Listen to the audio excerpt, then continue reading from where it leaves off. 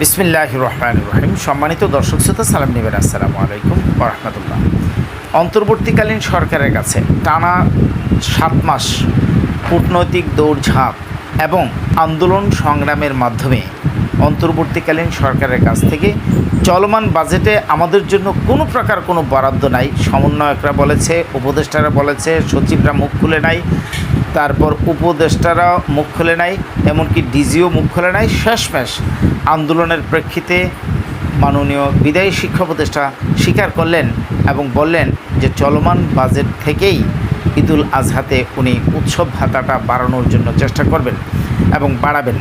এখন মাননীয় উপদেষ্টার কাছে সবিনয়ে প্রশ্ন রাখতে চাই, আপনারা যেহেতু সংশোধিত বাজেট থেকে টান দিয়ে হলেও আমাদের কথা রক্ষার জন্য বা আমাদের প্রতি মানবিক হয়ে আপনারা কিছুটা উৎসব ভাতা বাড়াচ্ছেন, আমরা কি আপনাদের কাছে অনুরোধ করতে পারি না যে মাননীয় উপদেষ্টা, বিশেষ করে মাননীয় প্রধান উপদেষ্টা, মাননীয় পরিকল্পনা উপদেষ্টা, মাননীয় অর্থ উপদেষ্টা এবং মাননীয় শিক্ষা উপদেষ্টা, আপনাদের কাছে কি আমরা অনুরোধ করতে পারি না যে আপনারা এই চলমান বাজেট থেকে একটিবার যখন দিচ্ছেন এটা শতভাগই দিবেন, যেন পরবর্তীতে যেই সরকার এই পরবর্তীতে আসুক তারা যেন আমাদেরকে শতভাগটাই দেয়, একটা বৈষম্য যেন কমে, চিরতরে কমে। এটা কি আমরা আশা করতে পারি না?